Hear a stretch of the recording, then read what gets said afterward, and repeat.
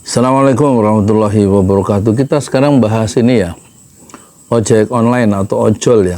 Menurut penelitian Bank Dunia, kondisi finansial atau keuangan dari pekerja di ekonomi serabutan, yaitu ojol, itu masuk driver, pengemudi ojol, baik mobil maupun motor, atau disebut ekonomi serabutan itu gig ekonomi, itu sebenarnya sangat sulit ya, yaitu driver ojol itu.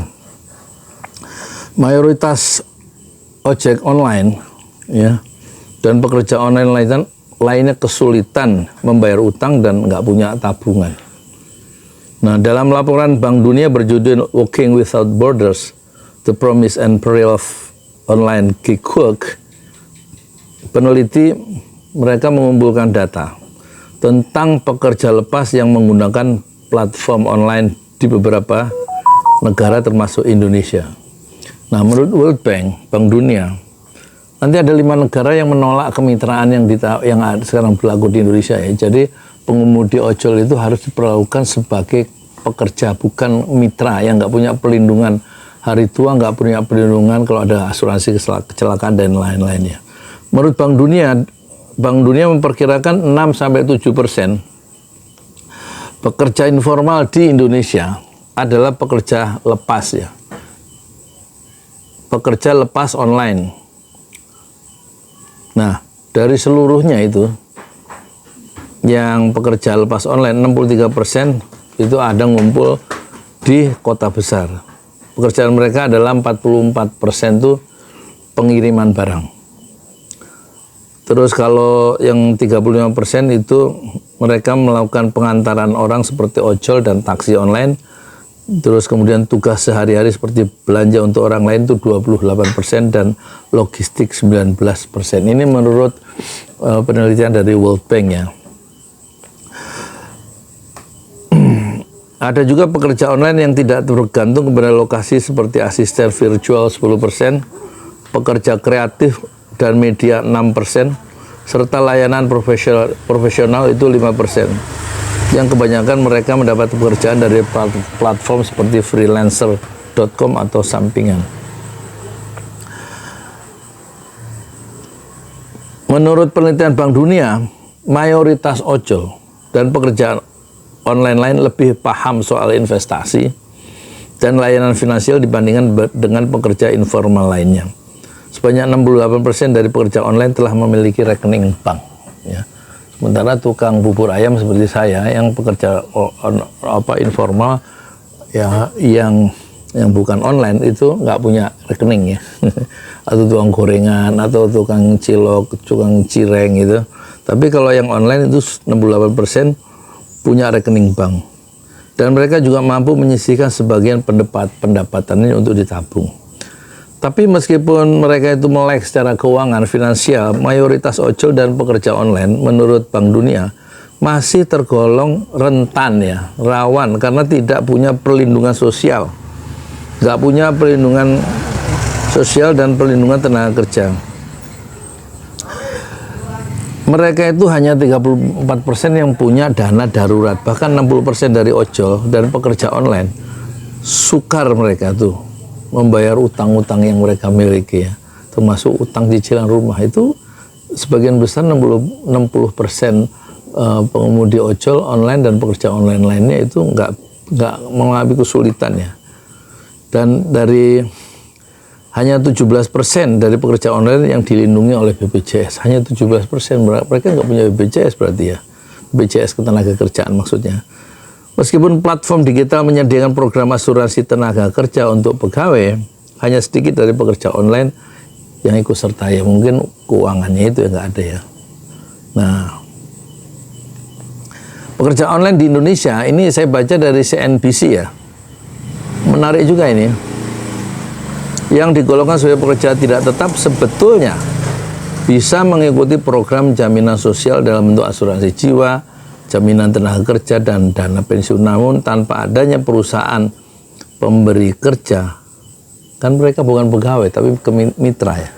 Ojol dan pekerja online lainnya harus mendaftarkan diri dan membayar iuran sendiri. Kalau dia dianggap pekerja oleh perusahaan platform online itu, maka yang membayarkan adalah perusahaan. Tapi karena dia dianggap mitra, jadi akhirnya ojol dan pekerja lainnya harus daftar sendiri, bayar iuran sendiri. Dampaknya apa? Hanya 33% dari ojol dan pekerja online yang ikut program jaminan sosial. Hanya 17% yang ikut program pensiun. Selebihnya terserah Allah. Terserah Allah. Tapi di beberapa negara, praktek-praktek yang ada di Indonesia itu dihilangkan ya. Dan mendorong perusahaan mengangkat mitra sebagai karyawan dan memberikan haknya sebagai karyawan. Kalau di Indonesia kan perusahaan-perusahaan online itu menganggap ojol baik motor maupun driver taksi online itu bukan karyawan ya. Jadi nggak dapat hak-hak sebagai karyawan sebagaimana dia kalau dia bekerja di perusahaan. Itu sebagai mitra. Nah, sekarang ada 5 yang memberikan driver online hak sama seperti karyawan. 1 di Inggris, 2 di Swiss, 3 Belanda, 4 Malaysia. Malaysia lebih maju ya daripada Indonesia. 5 Spanyol. Dulu waktu Gojek dibawa ke Malaysia saat Perdana Menterinya Mahathir di awal kepemimpinan Jokowi periode pertama, itu orang-orang pengusaha Malaysia marah ya. Gojek itu katanya itu nggak cocok di Malaysia. Karena anak muda Malaysia, masa depan anak-anak muda Malaysia bukan berada di jalan-jalan.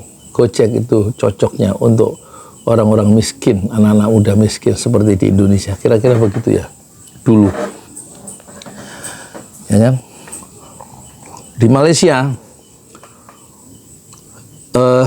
Air Asia melakukan aksi yang beda. Inisiatif datang dari perusahaan untuk menyamakan hak driver dengan pegawai. Salah satunya mendapatkan gaji bulanan. Drivernya itu online itu 3.000 ringgit Malaysia. Terus mereka juga mendapatkan rekening tabungan Employee Providence Fund EPV atau jaminan hari tua dan Social Security Organizations atau SOSCO atau jaminan kecelakaan kerja. Ini di Malaysia yang jauh maju, dipelopori oleh perusahaan penerbangan Air Asia. Mereka juga akan mendapatkan asuransi kesehatan, cuti tahunan hingga tunjangan perjalanan.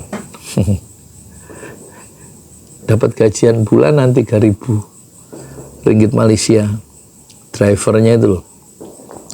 Nah, kalau yang di Spanyol, 2 penyedia layanan Deliveroo dan Uber Eats juga harus menyamakan status mitra sebagai pegawai dengan memberikan gaji.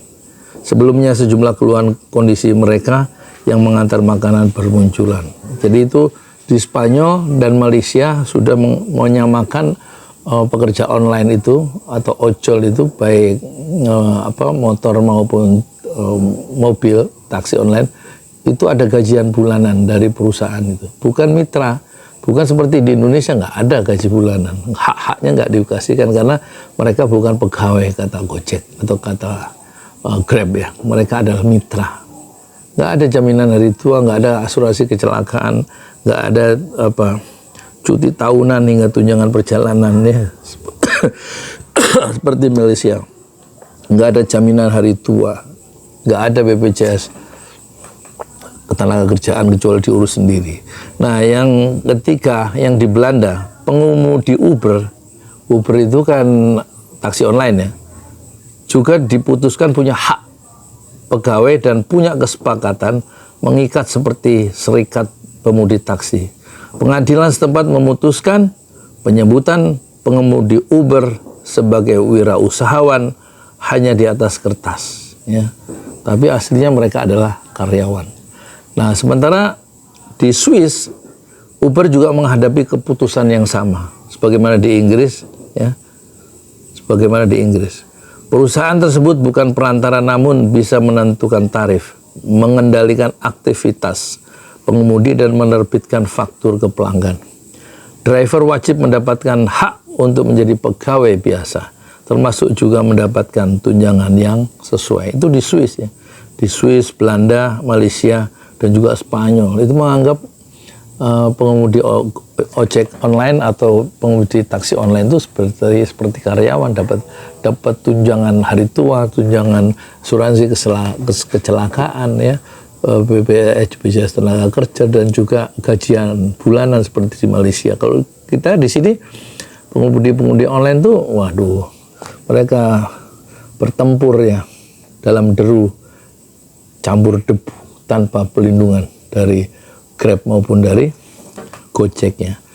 Nah, sementara di Inggris, Mahkamah Agung menolak banding Uber pada tahun 2021.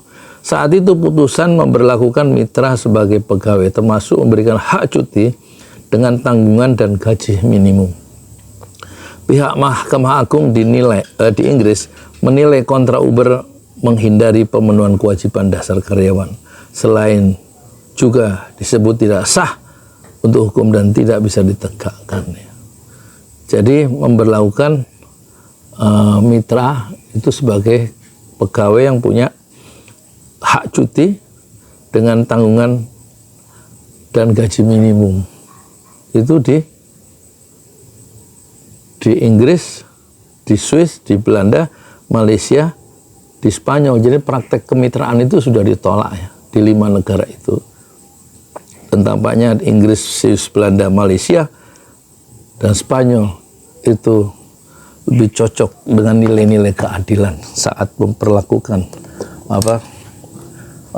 karyawannya atau pekerja online. Kalau di sini diperas ya, disuruh berjuang sendiri sementara keuntungan besar dinikmati oleh penyedia platform itu. Bagaimana menurut Anda? Silahkan komentar. Saya Yudi Pramoko, tukang donat dari para YouTuber tertua di semesta Fasbir Sober Jamilah. Bersabarlah dengan kesabaran yang indah. Assalamualaikum warahmatullahi wabarakatuh.